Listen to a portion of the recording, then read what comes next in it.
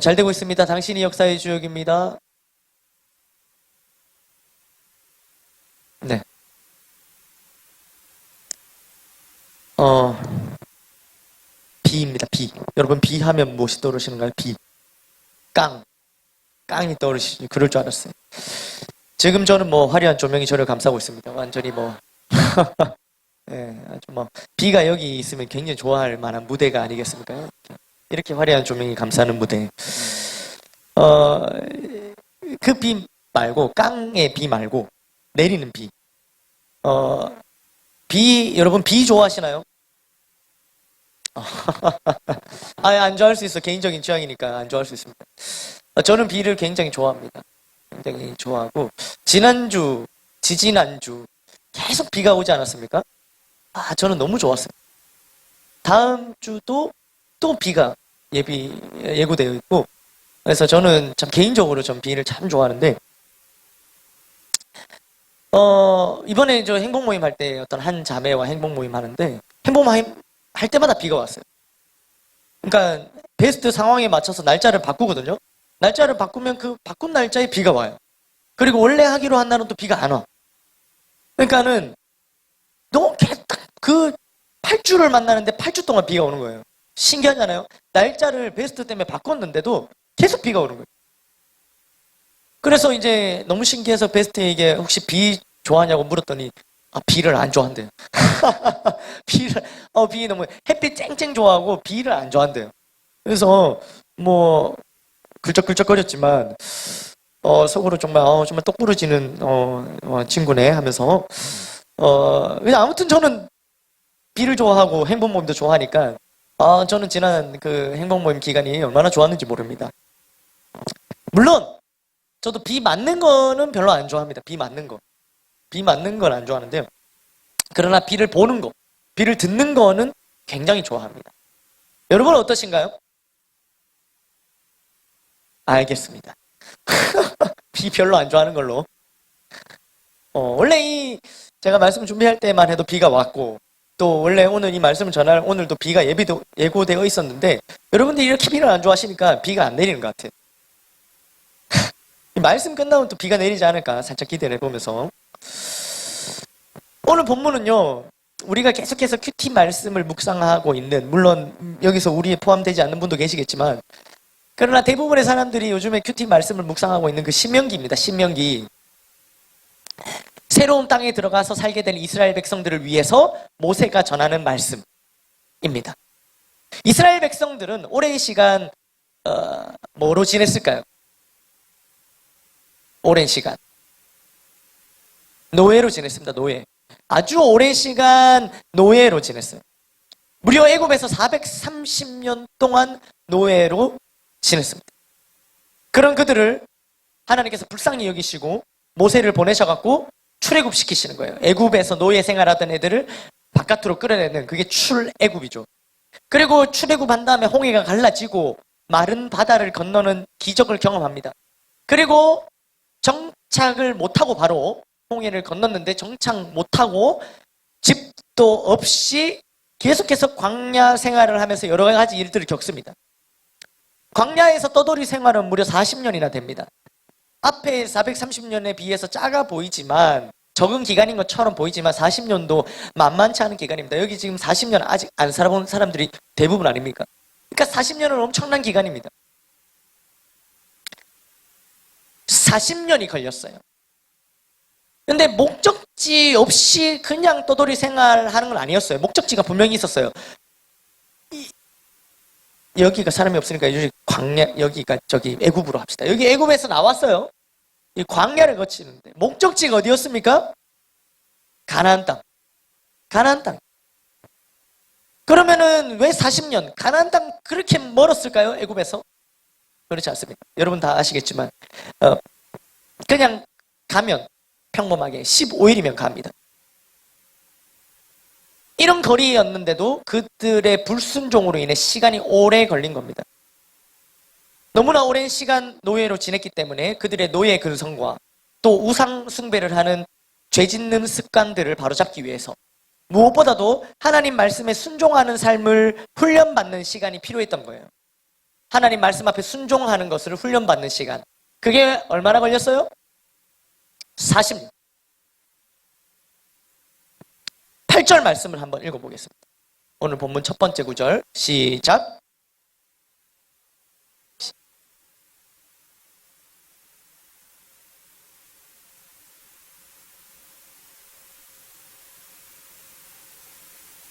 네. 그러니까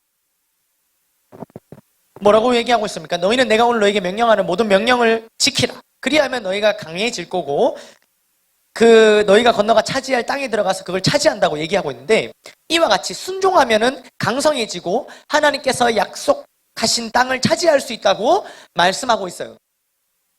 그렇죠? 아멘. 광야의 모든 시간들은 바로 이 가나안 땅에 들어가기 위한 준비 과정이었어요.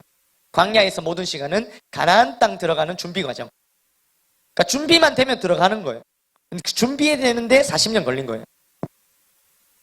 그러면 이 애굽에서의 시간 430년, 광야에서의 시간 40년, 이런 시간을 보내고 이제 이 가나안 땅을, 이 지금 신명기 말씀을 선포할 때가 언제냐면 이 가나안 땅을 목전에 두고 있어요. 이제 가나안 땅이 코앞이에요.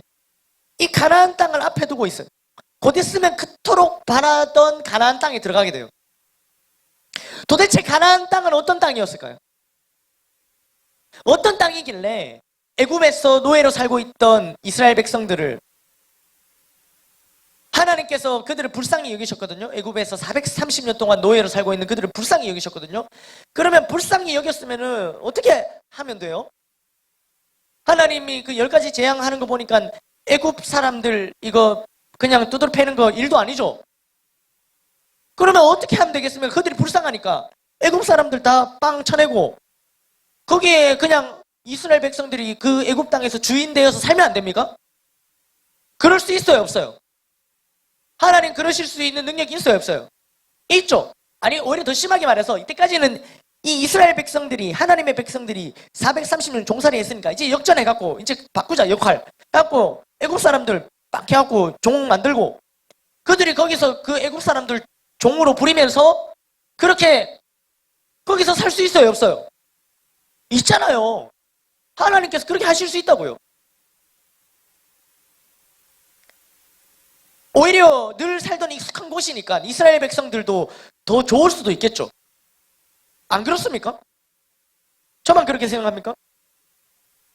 그러나 하나님께서는 그렇게 하지 않으시고 굳이 그들을 여기서 빼내갖고 굳이 또 광야에서 40년 돌려갖고 그래갖고 가나안 땅에 저 땅이 도대체 어떤 땅이길래 이렇게까지 하셔갖고 가나안 땅으로 인도하시냔 말이에요.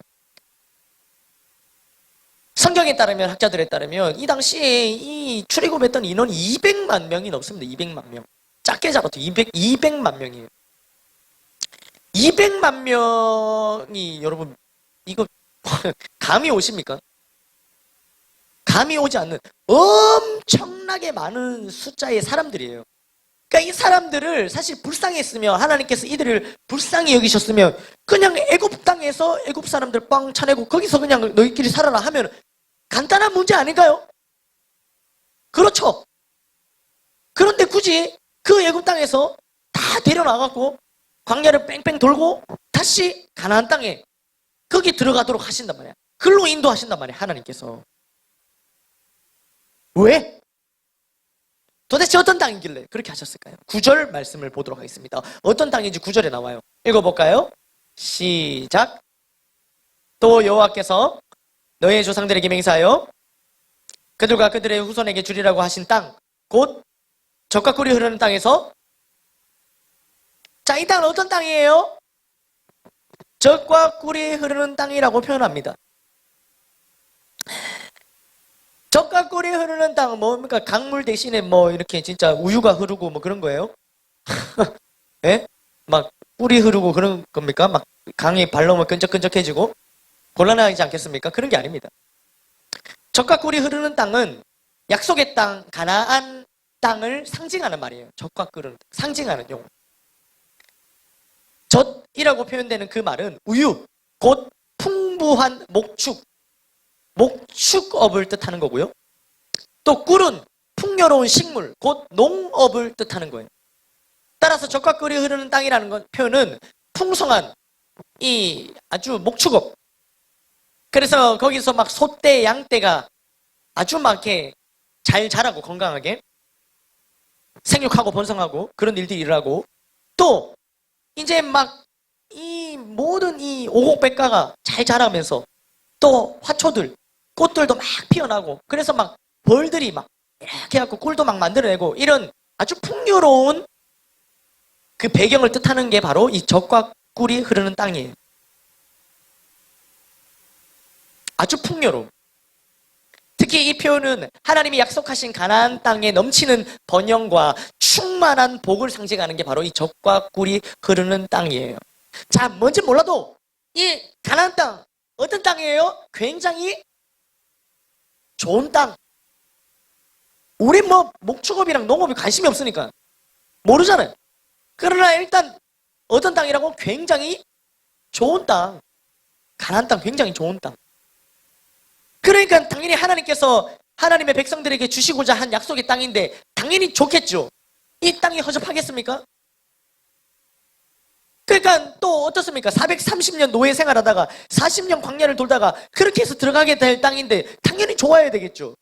이게 광야보다 별로고 그들이 430년 동안 살았던 애굽 땅보다 별로면은 그건 뭐하러 들어가겠습니까? 가나안 땅에 대한 설명이 이어집니다. 10절과 11절을 같이 읽어볼까요? 시작. 네가 들어가 차지하려 하는 땅은 발로 물대기를 채소밭됨과 같이 하였거니와 너희가 건너가서 차지할 땅은 산과 골짜기가 있어서 하늘에서 내리는 비를 흡수하는 땅이요 라고 표현되어 있어요. 가나안 땅과 애굽 땅을 지금 10절, 11절에서 가나안 땅과 애굽 땅을 비교하면서 가나안 땅을 설명해요. 여러분, 목축업, 그러니까 소나 양을 키우기 위해서 중요한 게 뭔지 아십니까? 물입니다. 물. 농업을 위해서 중요한 게 물입니다. 물이 중요합니다. 물이 필요하고, 아니 더 정확하게 말해서 가장 중요한 것이 바로 물입니다. 그렇다면 여러분, 이 땅이 좋다는 것은 물을 잘 공급할 수 있는 땅이 좋은 땅 아니겠습니까? 아니 당연하죠. 그렇죠. 그러면은 애굽 땅과 가나안 땅 두 땅 중에 어느 땅이 물을 잘 공급할 수 있는지 한번 이 오늘 주신 말씀에 잇대어서 비교해 보겠습니다. 애굽 땅은 넓고 수량이 풍부한 이 나일 강변의 평지입니다. 평원으로 되어 있어요. 아주 그냥 드넓은 평원. 그리고 옆에는 아주 큰 강이 딱 되어 있어요. 10절 말씀에 나오듯이 뭐라고 표현됐냐면은 물대기를 한다고 얘기했죠. 물대기. 그게 바로 이 나일강에서 물을 끌어다 오는 거예요. 그 표현이 바로 발로 물대기를 한다는 거예요. 이 당시에 뭐 기계나 뭐 장비가 없으니까 이 발로 막 이렇게 해갖고 이제 그 나일강에서 물을 갖다가 이 평지, 평원으로 물을 갖다가 이렇게 끌어오는 거겠죠. 그렇게 해서 이제 목축업도 하고 농업도 하는 겁니다. 여러분 한번 생각해 보십시오. 우리가 예전에 봤던 사회 교과서나 뭐 여러 가지 것을 생각해 봤을 때 이 농사하기에 지금 애굽 땅 어때 보입니까? 별로예요? 옆에 큰 강이 흐르고 옆에 평원이 쫙 펼쳐져 있어요. 이거 농사 짓기 별로예요? 구려요? 좋죠? 좋은 땅이에요. 물 바로 옆에 쫙 돼 있기 때문에 이래 바로 물 끌어가고 쫙 농사하기 얼마나 좋은 땅인지 몰라요, 애굽 땅이. 아까도 말씀드렸지만 이 목축업, 농업을 위해서는 물이 가장 중요한데 이 물을 잘 공급할 수 있는 땅이 좋은 땅이라고 설명드렸습니다. 그럼 애굽 땅 좋은 땅이 아니에요. 좋은 땅이죠. 예, 따봉 좋아요. 그러면 저기 가나안 땅 볼까요? 가나안 땅. 가나안 땅은 11절에 뭐라고 표현되어 있어요? 산과 골짜기로 이루어졌어요. 산과 골짜기로 이루어졌어요. 평야가 아니에요. 평원이 아니에요. 산과 골짜기로 이루어져 있어요. 자, 산과 골짜기로 이루어진 데는 이 농사를 지을 수는 있겠지만 이런 어떤 뭔가 이게 예전에 저 배웠는데 이거 이렇게. 예? 계단식, 뭐, 이모작, 뭐 이런 거 있잖아요. 이런 거 해야 되잖아요. 그러니까 일단 이 평원보다는 이게 별로 안 좋죠, 상황이. 또, 두 번째, 산과 골짜기에서 물을 끌어다 오려면 어떻게 해야 될까요?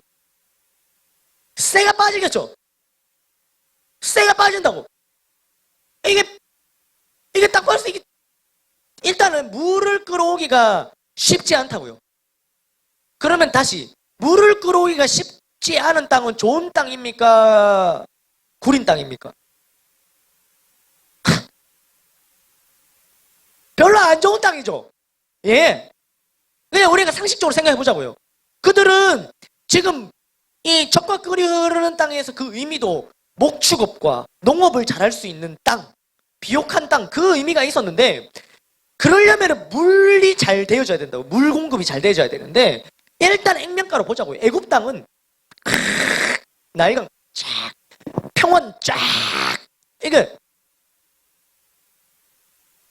그 바로 옆에서 물 쫙 돼갖고. 근데 가나안 땅은 막 산 골짜기. 그래도 좀 산 밑에서 좀 농사 지는 사람은 좀 형편이 나죠. 저 위에서 하는 사람들은 막 그 밑에서부터 가는 물 지고 올라오다가 올라올 물이 없어. 다시 내려가야 돼. 이런 형편이 있지 않습니까? 평지에서 평지로 물을 끌어오는 것도 힘들지만 이 밑에서 위로 물을 끌어오는 게 얼마나 힘들겠습니까? 여러분들이 이제 조금 인정하는 것 같아서 더 이상 하지 않겠습니다. 애굽 땅이 훨씬 좋아 보이죠? 일단 당장 물을 대기가 좋아 보이잖아요. 그러나 성경은 가나안 땅이 젖과 꿀이 흐르는 땅이라고 얘기하고 있어요. 우리가 좋은 땅이라 말할 때 그 기준이 바로 물이었는데, 방금 애굽 땅이 더 좋게 보이는 이유 역시 나일강에서 물을 끌어올 수 있기 때문이에요. 그러면 이 나일강에서 물을 끌어올 수 있는 애굽 땅보다 가나안 땅이 더 좋다는 거잖아요. 그러면 가나안 땅은 물을 어떻게 공급받을 수 있을까요? 11절에 나옵니다. 뭐라고 나오나요? 하늘에서 내리는 비. 비입니다, 비. 가나안 땅은 비를 흡수하는 땅이기에 비만 적절하게 오면, 그러니까 애굽 땅에서처럼 막 발로 물 대갖고 수고하지 않아도 자연적으로 물이 공급되는 땅이 어느 땅이에요? 가나안 땅인 거예요. 실제로 이 애굽 땅에서 바로 옆에 나일강이 있지만 여기 옆에 있는 평원으로 물을 끌어오는 것도 쉽지 않습니다. 뭐 기계도 없고 그냥 뭐 그 많은 양의 물을 끌어오는 게 아무리 강이 가까이 있다고 해도 쉬운 일이 아닌 거예요. 끝나지 않는 노동이에요. 이 수고하고 무거운 짐을 계속 져야 되는 거예요. 이 물대기 하려면은. 물론 가나안 땅에서 물을 끌어오는 건 더 어렵죠. 더 어렵습니다. 그러나 결정적으로 다른 것은 애굽 땅은 평지이기에 비가 와도 다 강으로 흘러 들어가 버려요. 그러나 가나안 땅은 그 비를 다 흡수합니다. 즉 적절한 시기에 적절한 양의 비만 온다면 가나안 땅이 젖과 꿀이 흐르는 땅이 맞는 거예요. 근데 여기 전제 조건이 붙죠. 적절한 시기에 적절한 양의 비만 온다면. 그런데 그 비를 누가 내려줍니까? 12절에 볼까요? 다 같이 눈을 뜨고 다 같이 좀 힘든 시간이긴 하지만 우리 열심히 좀 애를 써보시고, 네. 저도 애를 쓰고 있잖아요. 여러분들 애를 쓰시고 비를 확 불어. 자, 한번 읽어볼까요? 자, 12절 시작.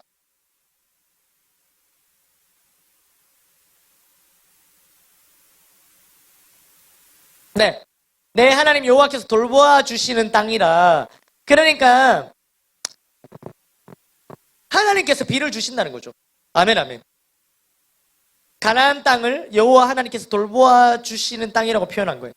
특별히 여기 연초부터 연말까지라는 표현인데요. 이것은 왜냐하면 보통 1년을 기준으로 내리는 비에 맞춰서 생활했기 때문에 연초부터 연말까지라는 표현을 쓰는 거예요. 가나안 땅은 우기와 건기가 뚜렷했어요. 그래서 대개 이제 10월에서 11월, 우리로 치면 가을에 이 집중적인 비가 내립니다. 이거를 이른비라고 하는 거예요. 10월에서 11월에 내리는 비, 이른비. 이 이른비가 내리고 나면 이 말랐던 땅에 이 비를 흡수했기 때문에 그 이제 촉촉해진 땅에다가 씨를 뿌리고 경작할 수 있는 거예요. 10월에서 11월에 비가 내리고 나면. 그리고 늦은 비는 언제 내릴까요? 3월에서 4월에 내려요. 3월에서 4월에 늦은 비가 내리는데 아까 10월, 11월에 뿌려놨던 이 씨, 그 뿌려놓은 씨가 알차게 결실하도록 도와주는 그 비가 바로 늦은 비. 그래서 이 결실을 맺도록 도와준다고 해서 이 늦은 비를 축복의 비라고도 표현을 합니다. 결국 하나님께서 항상 돌보시며 적절한 비를 내려주시는 땅이 바로 가나안 땅인 거예요. 그래서 가나안 땅이 적과 꿀이 흐르는 땅인 거예요. 비가 없으면 여기 정말로 구린 땅이에요. 우리가 영적으로 볼 때 출애굽해서 홍해를 건넌 것을 뭐랑 비교하냐면 죄와 사망의 노예로 살다가 구원받은 것을 의미한다고 저와 여러분들 알고 있지 않습니까? 아멘, 아멘. 그러니까 출애굽, 그러니까 여기 애굽에서 살다가 출애굽해서 홍해를 건넌 게 죄와 사망의 노예로 살다가 예수님 믿고 구원받은 걸 의미한다고요. 이해되십니까? 우리 모두, 저나 여러분 모두 저마다의 430년이 있었어요. 죄와 사망의 노예로 살았던 그 시간들이 있었다고요. 그러나 그리고 다 알 수 없는 하나님의 은혜로, 하나님의 은혜와 사랑으로 거기서 나오게 하셨고 홍해를 건너게 하셨어요. 홍해를 건널 때 우리가 한 게 있을까요? 아무것도 없습니다. 홍해를 건널 때 우리가 한 게 아무것도 없어요. 믿음이 필요했지만 그 믿음도 하나님께서 주신 것입니다. 그렇게 홍해를 건너 광야를 지나 가나안 땅에 들어갑니다. 광야는 예수님을 믿고 말씀으로 훈련받고 연단받는 과정, 즉 노예 근성을 벗어버리고 악한 죄의 습관을 벗어버리는 과정이에요. 가나안 땅은 실제 우리가 살아가는 필드, 가정, 직장, 학교를 의미하는 거죠. 어떤 의미에서는 정복해야 하는 땅이기도 하죠. 여기 말씀을 듣고 있는, 또 말씀을 전하고 있는 저와 여러분은 이미 출애굽했으며 홍해도 건넜습니다. 아멘, 아멘. 우리는 이미 출애굽했고 홍해를 건넜다고요. 그렇다면 우리는 어디에 있습니까 지금? 우리는 광야를 지나고 있거나 아니면 이미 가나안 땅에 들어가서 어느 정도 전쟁을 이미 끝내고 정복하고 그런 분도 계실 거고요. 아니면 이제 들어가기 직전인 분도 계실 겁니다. 간혹 가다가 가나안 땅에 들어갔다가 도저히 순종이 안 돼갖고 다시 광야로 끌려 나오신 분도 있을 거예요. 분명한 것은 우리는 가나안 땅에 들어왔고 또 들어갈 것입니다. 아멘, 아멘. 가나안 땅에서의 삶은 분명 애굽에서의 삶과 달라야 됩니다. 달라요. 신분이 달라졌고 삶을 사는 방식도, 모든 선택의 기준도 달라지는 거예요. 완전히 다른 땅에서 살게 되는 거예요. 완전히 다른 땅에서. 앞서 말씀드렸듯이 가나안 땅에서 가장 필요한 게 뭐죠? 물, 이렇게 이야기하는데 그래도 오늘 저 제목이 비잖아요. 가나안 땅에서 제일 필요한 게 뭐죠? 비. 비가 없으면 차라리 애굽이 나아요. 물론 거기에서 애굽에서 물 되는 과정이 끝없는 반복되는 노동이긴 하지만 그래도 거기서는 물을 끌어올 수는 있어요. 그러나 가나안 땅에서는 불가능해요. 인간적인 힘으로 이걸 물을 끌어오는 게 불가능하다고요. 비가 절대적으로 필요합니다. 그렇다면 오늘날 우리에게 가나안 땅을 살아가고 있는 저와 여러분들에게 비가 의미하는 바가 뭘까요? 비는 하나님의 사랑과 은혜입니다. 자비와 긍휼입니다.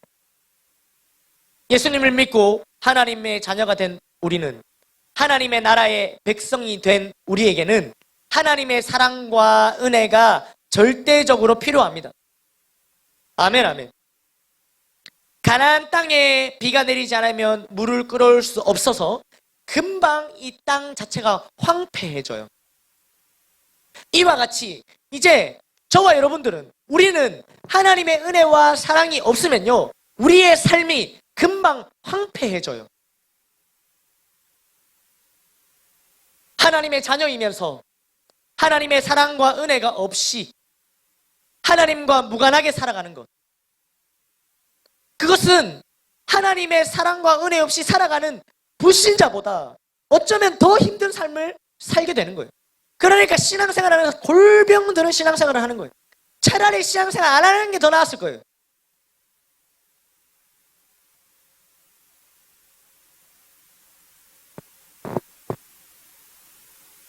매주 말씀을 들어도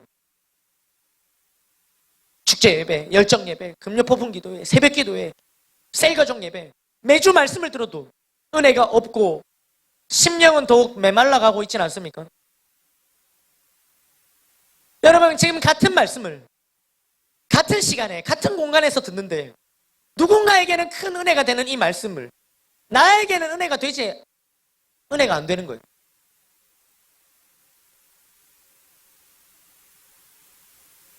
그게 어쩌다 한 번이 아니라 매주 은혜 받지 못한 채 이곳을 나오고 있지 않았나요?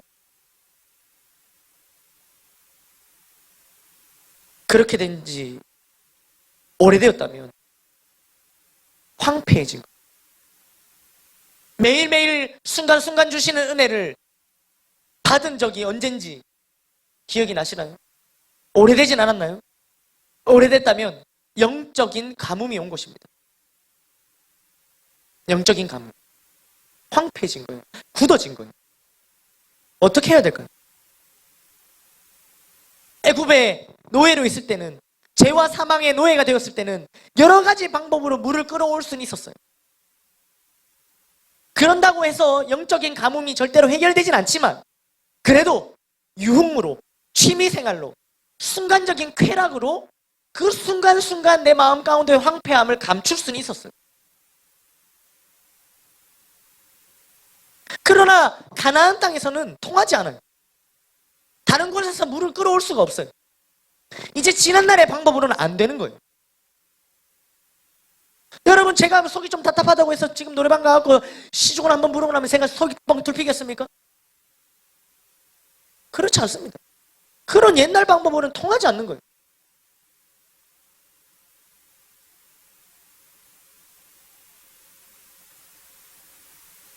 비가 필요합니다. 이른 비와 늦은 비가 필요합니다. 비가 필요한데 아시다시피 우리에겐 도통 비를 내릴 만한 방법도 능력도 없습니다. 어떻게 할까요? 비가 필요한데 비를 어떻게 우리가 마음대로 못해요? 그런데 오늘 말씀에 하나님께서 반드시 비를 주신다는 약속의 말씀을 주셨거든요. 우리가 붙들고 기도해야 될 말씀인데요. 우선 이 말씀을 먼저 보도록 하겠습니다. 14절 말씀인데요. 비가 필요한 우리에게는 아주 붙들어야 되는 말씀입니다. 읽어볼까요? 시작. 여호와께서 너희의 땅에 이른 비, 늦은 비를 적당한 때에 내리시리니. 아멘. 분명히 하나님께서 이른 비와 늦은 비를 적당한 때에 내려주신다고 하셨습니다. 아멘, 아멘. 그런데 우리에게 중요한 것은 이 부분이 아니라 이 말씀 바로 앞에 구절이에요. 우리가 건넜던 구절인데 13절 말씀을 다 같이 한번 읽어볼까요? 시작. 너희가 만일 청종하고 너희의 하나님 여호와를 사랑하여 마음을 다하고 뜻을 다하여 섬기면, 뭐라고 표현되어 있죠? 명령, 하나님의 말씀이에요. 하나님의 말씀을 청종하고 하나님을 사랑하여 마음을 다하고 뜻을 다하여 섬기면 뭐가 내려요? 비가 내리는 거예요.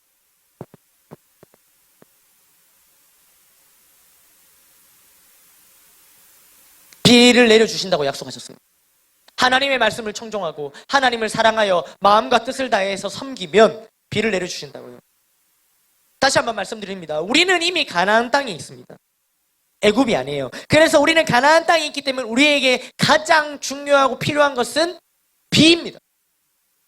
그런데 그 비, 이른 비, 늦은 비, 적당한 때에 내려주시는 그 비를 위해서는 바로 전제되는 말씀, 13절 말씀이 필요한 거예요. 우리에게. 뭐라고요? 중요하니까.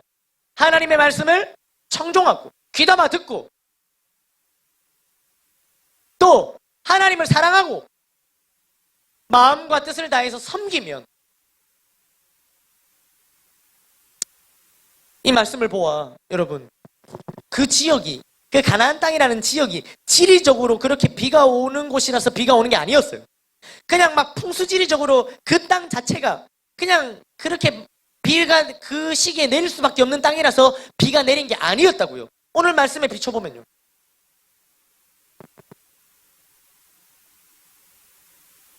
하나님께서 주시는 비였습니다. 백성들의 삶을 보고 하나님께서 주시는 비였다고요. 아멘, 아멘. 하나님의 말씀을 청종하고 하나님을 사랑하고 마음과 뜻을 다해 섬기는 자들에게 그들이 사는 땅에 하나님께서 친히 내려주시는 비였던 것입니다. 하나님의 말씀을 청종하고 하나님을 사랑하여 마음과 뜻을 다해 섬기면 어떤 일이 일어나는지 다시 한번 말씀을 통해서 보도록 하겠습니다. 14절, 15절 말씀인데요. 그렇게 우리가 섬기면, 청종하면, 하나님을 사랑하면 어떤 일이 벌어질까요? 시작! 여호와께서 너희의 땅에 이른 비, 늦은 비를 적당한 때에 내리시리니 너희가 곡식과 포도주와 기름을 얻을 것이요. 또 가축을 위하여 들에 풀이 나게 하시리니 네가 먹고 배부를 것이라. 아멘. 그러니까 14절에는 곡식과 포도주와 기름을 얻을 것이요. 농업을 얘기하고 있고 가축을 위하여 들에 풀이 나게 하시니 목축업을 얘기하고 있는 거예요. 젖과 꿀이 흐르는 땅, 그 땅의 이름에 걸맞게 이 이른 비와 늦은 비가 내리면 이 농업과 목축업이 되는 거예요. 풍성한 응답을 누리게 되는 겁니다. 아멘, 아멘. 이게 왜 그러냐면 가나안 땅에 있기 때문에 비만 내리면 이와 같은 놀라운 역사, 이 축복이 일어나는 거예요. 가나안 땅에 있기 때문에 이런 역사가 일어난다고요. 아멘, 아멘. 여러분, 가나안 땅에 있지만 영적인 가뭄 가운데 있는 분들이 계신가요? 우리는 이미 다 가나안 땅에 있어요. 그럼에도 불구하고 가뭄이 찾아왔습니까? 비가 내리지 않습니까?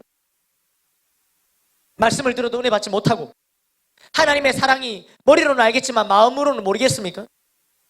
메마른 심령 가운데 비가 필요합니다. 감사한 것은 우리는 이미 가나안 땅에 있기에 비만 내린다면 흡수할 수 있습니다. 아멘, 아멘. 하나님 말씀에 귀를 더욱 기울이며 더욱 마음과 뜻을 다해 하나님을 사랑해야 합니다. 더 이상 그냥 황폐한 채로, 가뭄인 채로 놔둬서는 안 되는 거예요. 만약에 그 황폐한 채로, 가뭄인 채로, 내가 은혜가 안 돼도 은혜가 안 되는 채로, 내가 하나님의 사랑을 느끼지 못하면 느끼지 못하는 채로, 내가 날마다 때마다 하루하루 하나님의 은혜와 함께 하심과 동행하심과 그걸 다 못 누려도 그냥 그걸 그대로 방치하면 그게 문제인데, 그게 가뭄인데, 큰일 났는데 그걸 그대로 놔두면 어떻게 되는지 오늘 본문은 이렇게 얘기하는 거예요. 16절, 17절 말씀입니다. 한번 읽어볼까요? 시작!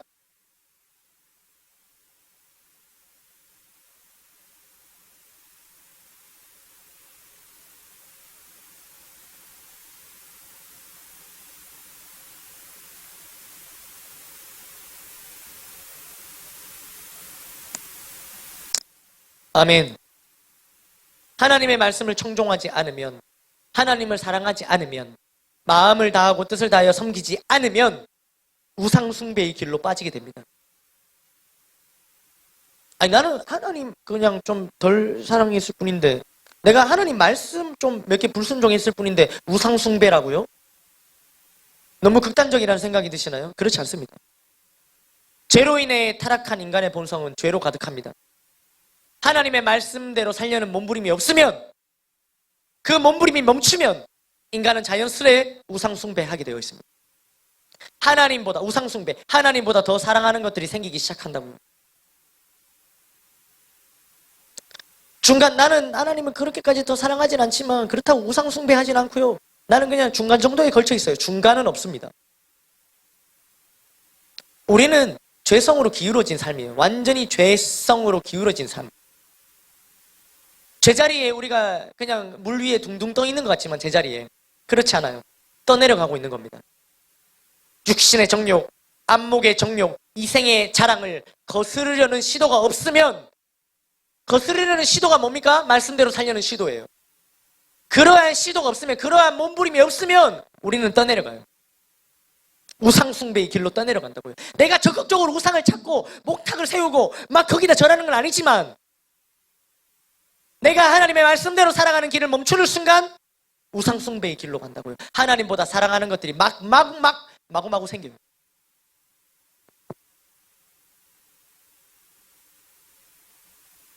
그렇게 되면 하나님께서는 하늘을 닫아 비를 내리지 않는다고 하시는 거예요. 하늘을 닫아 비가 내리지 않게 되면 땅이 소산을 내지 않게 되고, 그 좋은 젖과 꿀이 흐르는 아름다운 땅에서 멸망하게 되는 겁니다. 사랑하는 투숙가족 여러분들, 하늘이 닫히기 전에 돌이켜야 돼요. 우상숭배를 멈추고 하나님보다 사랑하는 것이 무엇이 되었든지 다 내려놓고 하나님을 더욱 사랑해야 합니다. 하나님 말씀에 관심을 가지고 말씀을 따라가는 삶을 살도록 해야 합니다. 아멘, 아멘. 비 없이는 우리는 안 되니까요. 그런데 이쯤에서 누군가는 이렇게 말할 수도 있겠죠. 아니, 비가 내리지 않아서 사랑과 은혜로부터 멀어졌는데, 이미 너무 멀리 왔는데, 오늘 말씀은 하나님 말씀을 청종하고 하나님 사랑하고 마음과 뜻을 다해서 또 섬기라니요. 나도 비를 흡수해서 비가 내려갔고 나도 촉촉한 마음이었다면 하나님 말씀 청종하고 하나님 더 사랑하고 마음과 뜻을 다해 섬기겠지요. 그런데 이미 내 마음이 너무 황폐해서, 이미 메말라서, 내가 메말라서 못하는데 그거를 하라니, 내가 메말라서 하나님 말씀을 청종하지 못하는데 오늘 결론은 메마르지 않기 위해서는 하나님을 청종하라니, 이게 어떻게 되는 거예요? 어떻게 하란 말입니까? 내 마음이 이미 가뭄이 들어서 황폐해서 하나님을 더 사랑하지 못하고 하나님께 나아가지 못하는데, 황폐하지 않기 위해서는 하나님을 더 사랑하라 하니, 이거 뭐 어떻게 하라는 거예요? 그럴 때는 이 두 가지를 기억해야 합니다. 먼저는 출애굽을 시키시고 홍해를 건너게 하신 하나님을 기억해야 됩니다. 우리가 출애굽할 때, 홍해를 건널 때, 그때요, 우리 하나님 말씀을요 청종하지도 않았고요, 하나님을 사랑하지도 않았고요, 마음과 뜻을 다해서 하나님을 섬기지도 않았어요. 우리의 영혼이 구원받을 때 말이에요. 우리가 저 애굽에서 나올 때, 홍해를 건널 때, 우리 그때 뭐 말씀을 청종한 줄 아십니까? 아니에요. 그때도 우리 구원받았어요.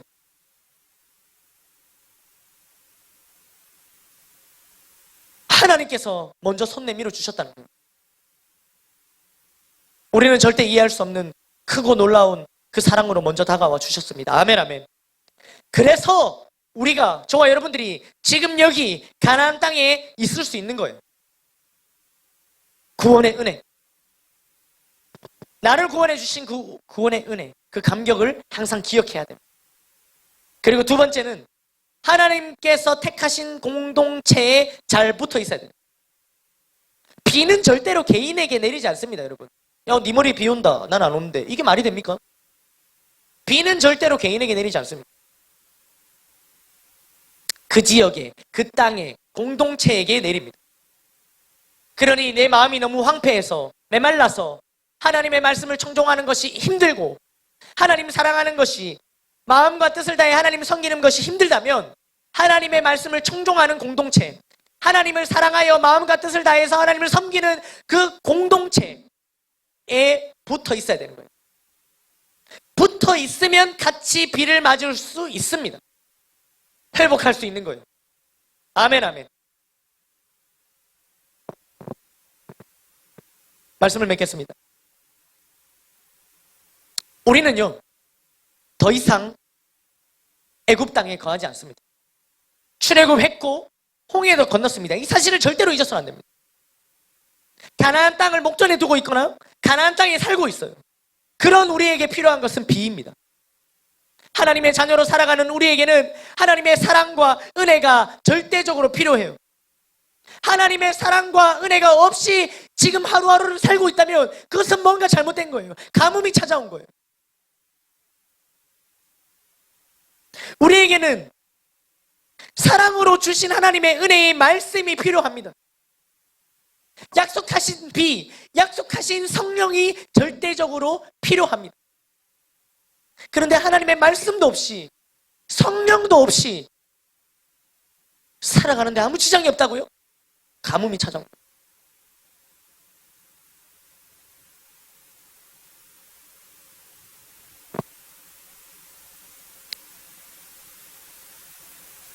모든 곳에, 아까도 말씀드렸지만 모든 곳에 비가 오고, 그러니까 나만 비가 오는 거, 나만 비가 오는 거 불가능하죠. 나만 비가 오는 거, 나에게만 오는 거, 비가 오는 거, 다 비가 안 오는데 그거 불가능합니다. 내가 말씀을 청종하고 하나님을 사랑하여 마음을 다하고 뜻을 다하여 섬길 때 나로 말미암아 내 주변의 사람들도 함께 은혜의 비, 축복의 비를 맞을 수 있는 거예요. 내게만 비가 내리지 않으니까요. 그런데 말씀을 청종하고 하나님을 사랑하여 섬기는 자에게는 비를 주신다 하셨잖아요. 내가 그렇게 살 때 내게만 비가 내리지 않는다고요. 내가 그렇게 살 때 비를 내려주시는데, 그런 나의 삶으로 말미암아 내 주변의 사람들도 함께 이 은혜의 비, 축복의 비를 누릴 수 있다고요.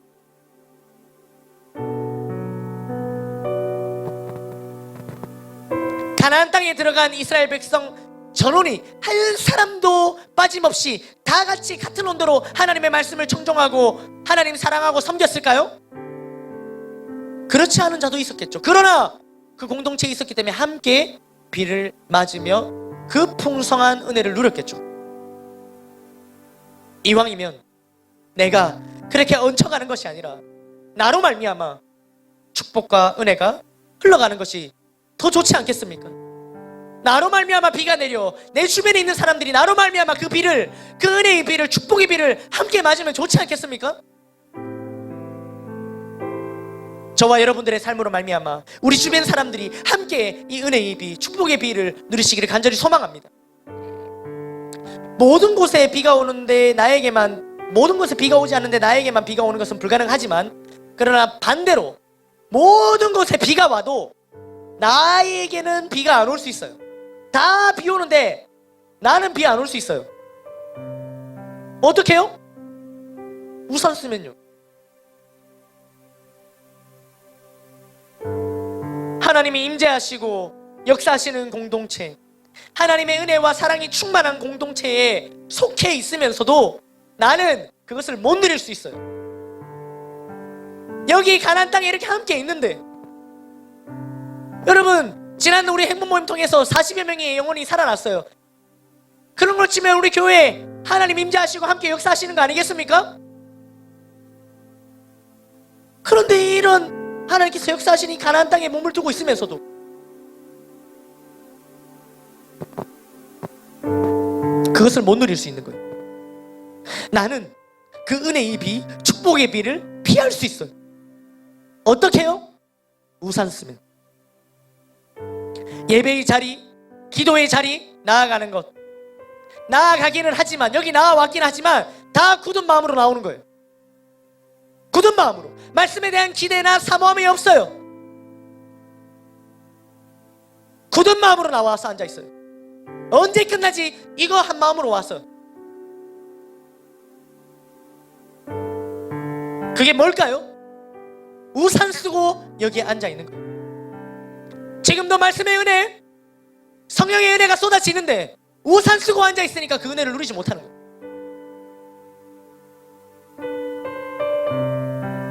가능하면 은혜의 자리, 예배의 자리를 피하려고 합니다. 오늘 오전에 우리가 양육과 훈련을 통해 변화된 사람들의 이야기를 들었지만 관심을 갖지 않으려 해요. 자신의 삶에 적용하거나 도전하지 않습니다. 그것이 우산을 쓰는 거예요. 비가 필요한데 비를 막고 있는 거예요.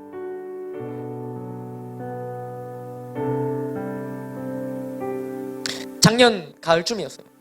9월달이었는데 제가 새벽기도가 막 재개되는 그 날이었어요.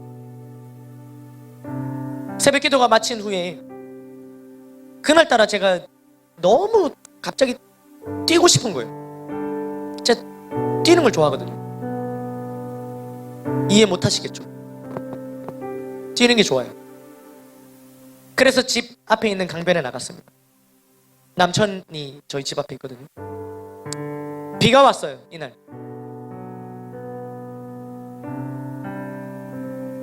처음에는 비가 조금만 오길래 후드티에 달려있는 그 모자를 쓰고 달렸어요.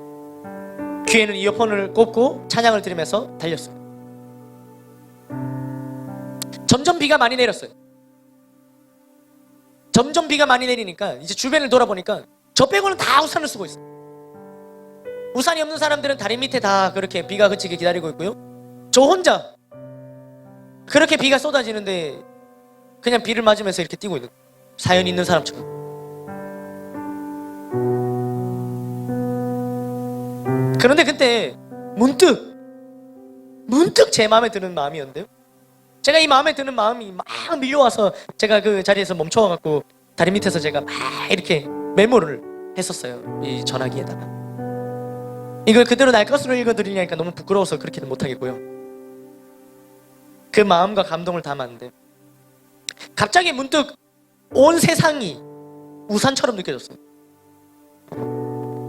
하나님께서 정말 큰 우산으로 저를 보호하신다는 생각이 들었어요. 그러니까 하나님의 보호하심 아래에 있다는 생각이 더욱 자유롭게 비를 맞으면서 뛰었어요. 우산이 필요 없는 거예요. 왜? 하나님 우산 되어주시니까. 여러분, 비가 오면 사람들은 저마다 자기의 우산으로 스스로를 보호하려 합니다. 그 우산으로는요, 기껏해야 두 사람 보호할 수 있어요. 그래도 비에 젖게 돼요. 많은 사람들이 자신이 가진 것으로 자신을 지키려 해요. 더 잘 지키려고 더 가지려 해요. 더 큰 우산을 가지려 해요. 여러분, 하나님께서 지키십니다. 여러분, 이게 비가 너무 많이 올까봐 우산을 쓰나요? 예, 과거에는 이 비가 심판의 대상으로도 쓰였죠. 노아의 홍수. 그러나 다시는 그러지 않겠다고 하나님 약속하셨어요.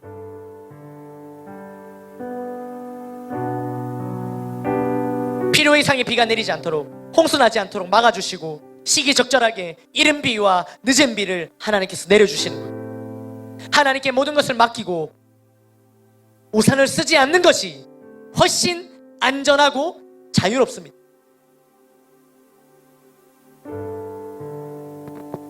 어떻게든 저는 비를 덜 맞아보려고 후드티를 쓰고 달렸는데 시간이 지나니까 이 후드티가 너무 무거워지는 거예요. 비를 맞아서 불편해졌고 가는 길에 방해가 됐어요. 내 딴에는 비 좀 덜 맞아보려고 했던 행동이 오히려 내 가는 길을 막는 얄팍한 수가 되어 있더라고요. 그 후드티마저도 벗어버리니까 훨씬 더 자유로워졌습니다. 정말 그 순간 찰나였지만 그 폭우가 쏟아지는데 이게 모자마자 벗어버리고 그 온몸으로 비를 맞으면서 달리는데 정말 찰나였지만 하나님 안에서 누리는 자유를 아주 직접적으로 체험하는 순간이었습니다. 여러분, 우리에겐 비가 필요합니다. 너무 많은 비가 올까봐 염려하나요? 염려할 것 없습니다. 하나님께 다 맡기십시오. 영적인 가뭄에서 해방되어야 합니다. 황폐한 마음이 회복되어야 합니다. 하나님의 은혜의 비, 축복의 비가 가나안 땅을 살고 있는 저와 여러분들에게는 필요합니다. 하나님이 허락하신 이 가나안 땅에서 이른 비와 늦은 비를 누리며 풍성한 삶을 살아가는 저와 여러분들이 되기를 간절히 소망합니다.